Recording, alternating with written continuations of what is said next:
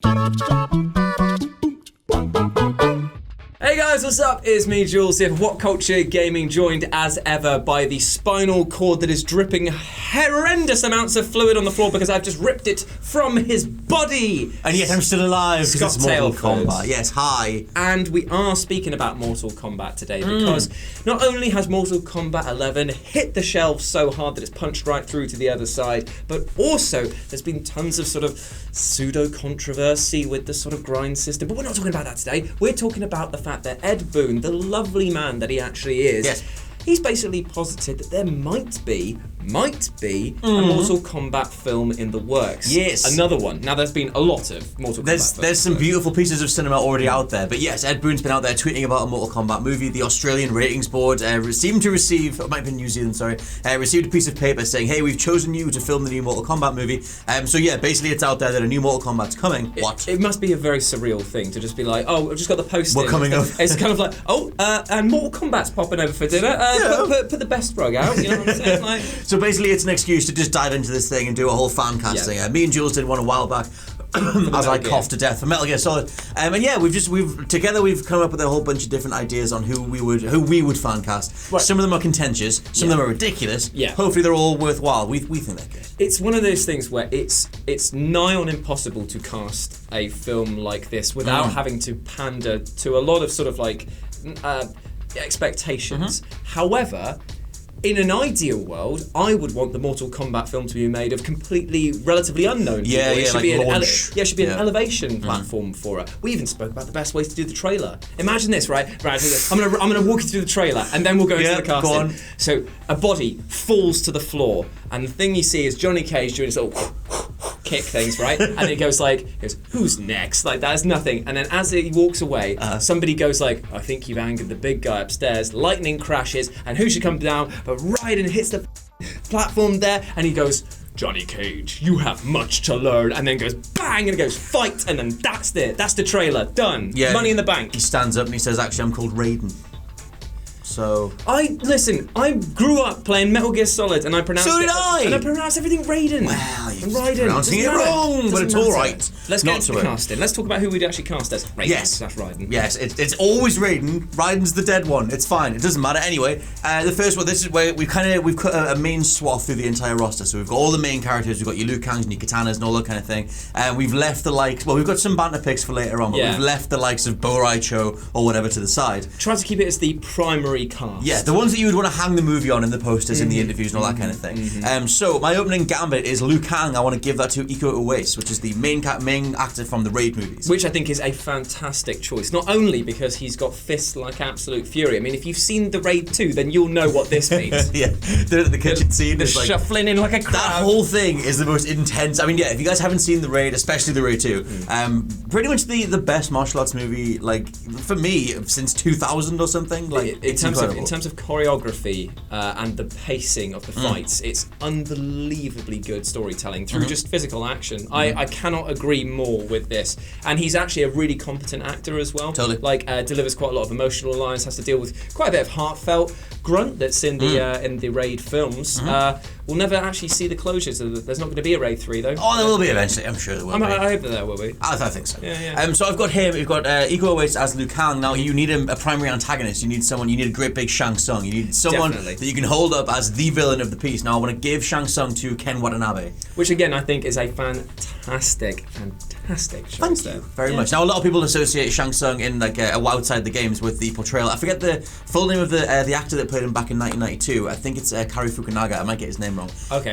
But if you give it to Ken Watanabe, I assume that he would play it in a more serious way with a little more, a little bit more weight. Well, this is the thing, because Mortal Kombat, you have to approach this with a sense of it can't be too serious, because it can't be, because you are effectively the story and the absolute myth. Oh, it's ludicrous. It is absolutely ludicrous. So it has to be played a little bit for laughs. But I feel like with solid lead antagonists and protagonists, you do get the balance for other comedic characters. Yeah, absolutely. Add that line in, and I feel like the anchor points between good guy and bad guy are perfectly matched with these two. Yeah, so you've got Iko Uwais going up against Shang Tsung initially. So another character that you need, you've got Liu Kang. You need to round out those Shaolin monks.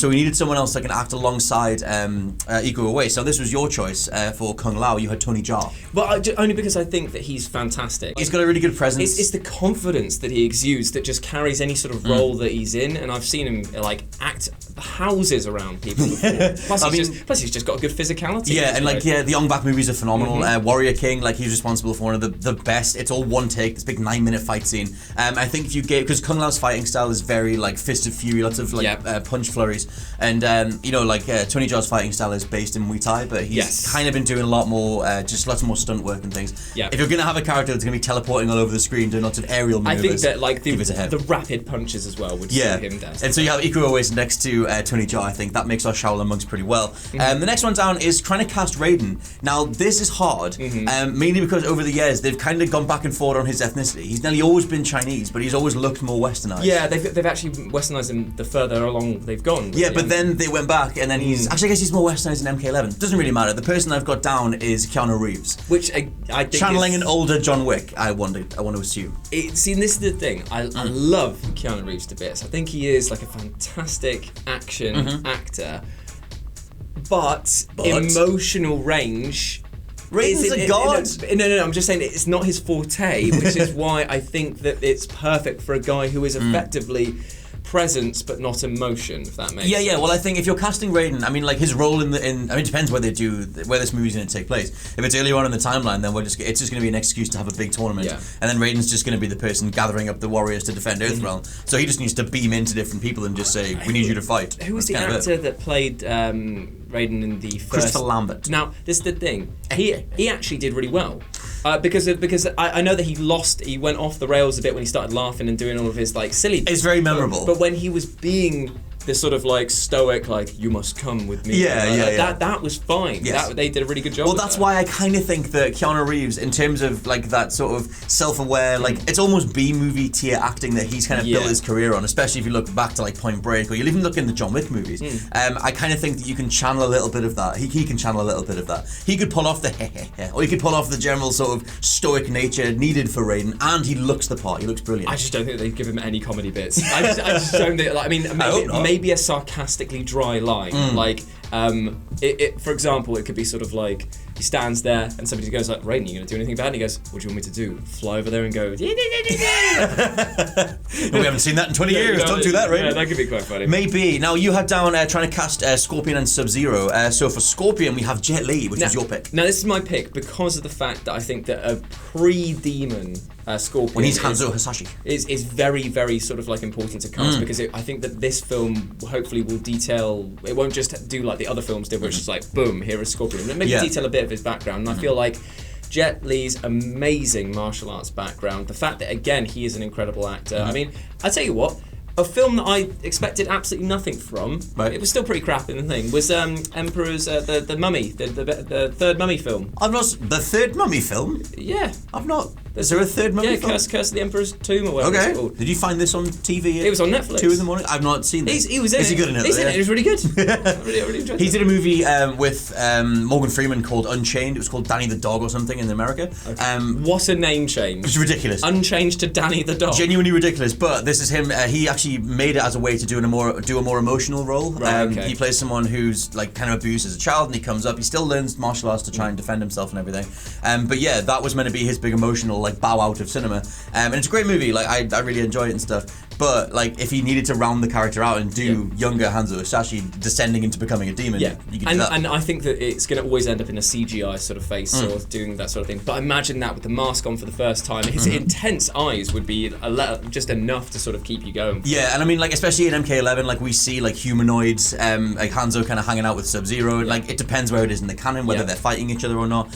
So for Sub-Zero, you had down Donnie Yen. He is great. He's got a little bit of comedy about him. He's got a great acting background, and again, he's got good physicality. As we that's why you said Rogue One. That's why I said Rogue One. That's why I got confused. Of course, but yeah, I mean, for Donnie Yen, when we scoured a couple of different websites to see what other people had already come up with, and a few people have already cast Donnie Yen. slap a beard on him, and he looks like a young Sub-Zero. Yeah, and it's like that's the whole thing. If they do the Hanzo Hasashi like before they were, on Sub-Zero's side, before he becomes the Lin Kuei Master or whatever, you've kind of got a younger version of him. I would like the idea of doing Hanzo Hasashi and Sub-Zero earlier in their respective timelines, and growing those two either as rivals or eventually to come together again. Yep. But I think Donnie Yen, obviously he'd be extremely good right alongside dude whose name I've forgotten the name of that you already cast. Scorpion. Oh, what, for Scorpion? Yes. For Jet Li? Yes, Jet Li. Yeah. They will be able to fight alongside each other or against each other pretty well. Now, after Sub-Zero, we're trying to cast Kitana. Which trying to cast a Kitana is very hard because she was conceptualized as the opposite of Liu Kang, the female version of Liu Kang. The idea being that you would try and do someone who would have as much presence as Liu Kang. Now, initially kind of went down the Gal Gadot sort of route because of Wonder Woman. But I ended up settling on Elodie Yung, who's the actress that plays Elektra in Daredevil Season 2. See, I haven't seen Daredevil. So she's just an absolute firestorm. Like, she's brilliant. Not only is she obviously like top to bottom gorgeous, Kitana kind of has that side to her where she's alluring and she's this, kind of royal princess, like head turner kind of thing, but backed up every step of the way with like a martial arts sensibility, and especially in MK11, rise all the way up the ranks to become the new Khan of Outworld. She does. So it's like you have all that kind of thing, and I think Elodie proved herself with the fight scenes in Daredevil, and just even if you look up any of the pictures of her in costume, standing with the twin Sais, pretty much looks like she could easily just be Kitana. So I went with that. Next down is Johnny Cage. Right. This was really hard to cast because there are actually a lot of funny leading male actors that could do really well in this role. You could obviously go for the Ryan Reynolds route. You could go for what's his bloody name? Thing. Really, that's annoying. We came back from London this morning. We're filming. I don't know the words. It's not the guy that I'm gonna say, is it? The guy who played Cyclops in the X-Men films. James Marsden? Yes. Yeah? Because he could do some sort of comedy. He's knocking out the park with Sonic. I'm just saying he could have It could have maybe been him. Now let me throw out a name which is maybe one of the more go-to obvious ones, but I think it would work, is Chris Pratt. That's why I think we settled. Put the shades on him, give him the chest tattoo, let him completely embrace the banter side of... nearly all Chris Pratt's characters have banter sides to them. That's very Even true. his, when he plays Owen in Jurassic World, he still kind of has that side to him that's a bit jokey and a bit jovial and all that kind of thing. I would just let him go completely down that route. In the original Mortal Kombat movie, I forget the name of the actor, but they had that too, where he was kind of the center of slapstick comedy, and he's trying to figure out that he's this big Hollywood star, brought into a martial arts tournament. And it depends what era Johnny we're going for, because the new age Johnny has a full family, he has Cassie, he's married. This is the thing. If I was going to go for an old version of Johnny Cage, I'd like to cast Harrison Ford. Yeah, I know he doesn't. How old? I know that's the thing. I'm saying very old. I'm saying super old. But just because I feel like he's got that sort of like that cheeky sort of roguish nature, I could imagine him being a sort of like, they've been messing with the timeline again. To be fair, if they went further down the route that he's on now, where he's pretty much done, he accepts that he was like, very full of himself, very egotistical when he was younger, and now he's just settling down with his family. Then maybe on a long enough timeline, he does turn into just like kind of just done with it, Harrison Ford. Yeah. So maybe in terms of casting Sonya Blade, who would be the person that he eventually falls in love with, your shout was going to be... No. It wasn't my shout. It was just the fact that I was pointing out that she's an absolute madhead. Okay, because this is the thing. We've all played Mortal Kombat 11. We all know that Ronda Rousey is doing the rounds as Sonya Blade. And I'm not going to lie, she has not done a great job with that voiceover. It sounds like if the rest of them were recording in a lovely studio, it sounds like she was recording in a car while she was eating some nachos. And she was watching The Room. Yeah, I just... Hey, Johnny. But still... Yeah. She does have some form of acting pedigree behind her. Yes. She was in The Expendables and she was doing some other stuff as well. Fast and Furious. But she's not that good in it. No, that's the thing. So it's kind of one of those things where you could put her in because it would be like the star power of the draw. She can punch and kick well. She can. But I personally don't think that she should be put in there. No, and I think if you're going to have someone as Sonya, they need to not only like sell the idea that they're going to get with Johnny Cage, but they also need to go up against whoever we cast as Kano. Yeah. So for Sonya Blade, I had Charlize Theron. Yeah. Because I think that her action background puts her in perfect stead to just embody Sonya, and I see her alongside Chris Pratt. They're a pretty solid team. Yep. So yes, that will be my Sonya. Next up is Jax, who I've got Michael Jai White, who is just one of the most overlooked, but every time you see him, you go, oh, that guy, and you've seen him in a million different action movies. And he is huge. Dude is an absolute tank, and He would do so well as Jax from a terms of physicality, for just the sheer strength. Dude already has the arms that are cybernetically enhanced in the game. I wouldn't be surprised if you scrubbed hard enough that they would be just metallic. You could never bust through. Yeah. But yeah, Jai White's general presence on screen is phenomenal. I can't think of the name. I think it's called something like Grunge. He did this whole movie where he takes out, it's like 4 guys in one move, where he just jumps up in midair, does these like double twist kicks, takes all these guys out, lands again. If you look at Michael Jai White's fight scenes, the guy's phenomenal. Plus, if you've ever read any interviews with him, he's incredibly laid back, and he has a natural charisma that comes through in sort of like a comedic fashion, which I do feel is very important for Jax's character, because Jax is... If you look at Jax's fatalities from, say, like Mortal Kombat 10 with the T-Rex one, or the one where he like puts that cigar onto it, he is the embodiment of a sort of like an action hero, and I really think that's...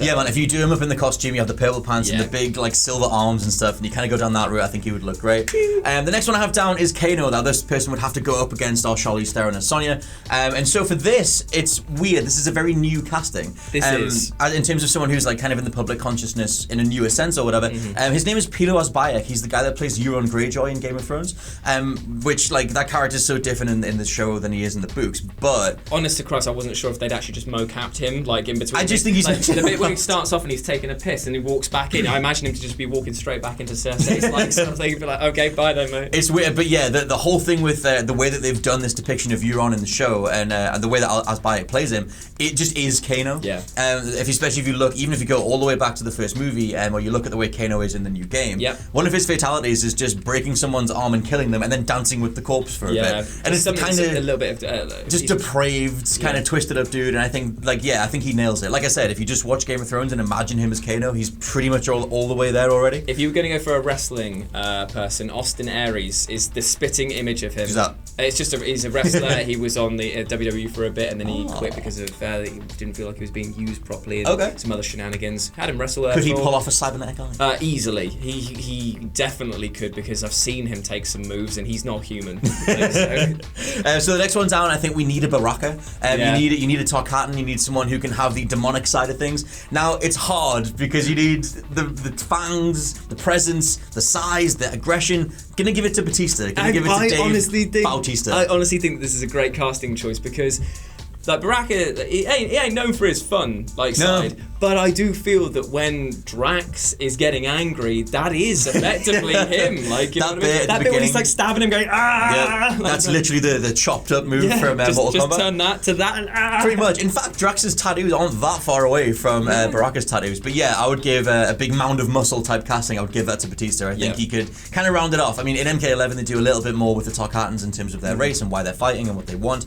And if they ever went down that route in terms of the newer canon, respecting each of the races and the regions, maybe they could do that. The next one I've got down is trying to cast Shao Kahn. Right, now we were talking bad. Now we were talking about this in the Shao Kahn is a quintessential movie villain, because not only is he incredibly huge and powerful, but he is a dick, and it's that sort of playfulness that makes him memorable. Everyone loves him because he's not the type of guy who will just beat you. He will beat your legs and kneecaps in, and he'll laugh about it. He'll hit you with them as well. Yeah, and then he'll put you out of his misery when he's bored, and it's that sort of playing with power and being cleverer than your muscles might suggest. But he's also he is this big brutal ruler of Outworld, so you do need the stature.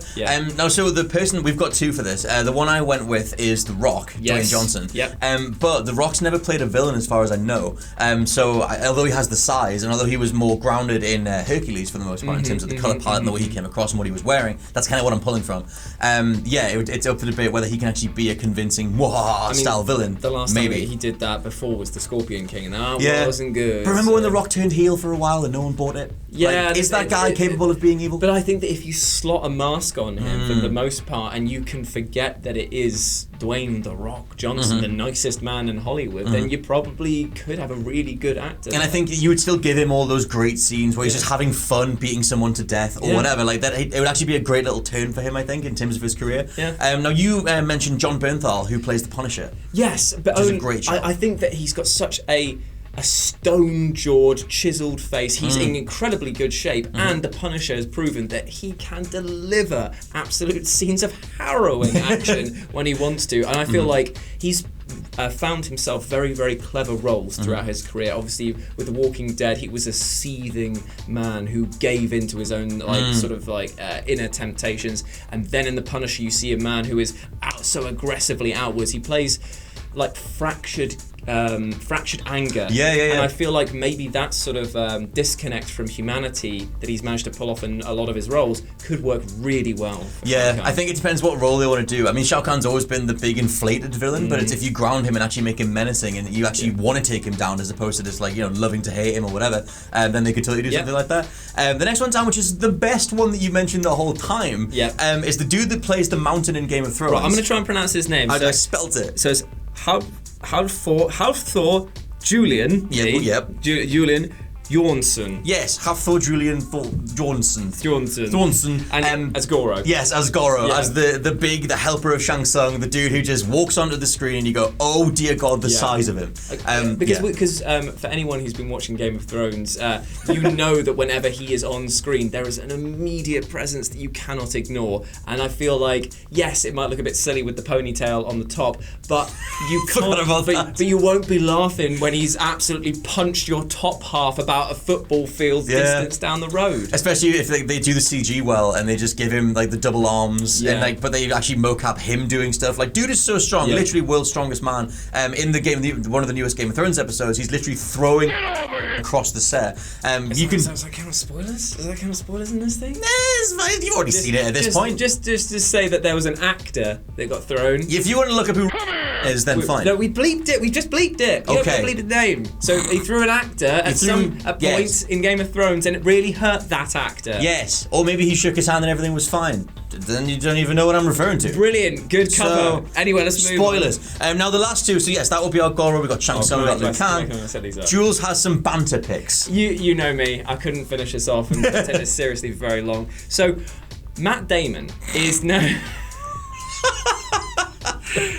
So Matt Damon is known for his cameo work that doesn't really get credit for. He's in bloody Euro Trip, I found out the other day. He plays some punk rock singer. Anyway, not the point.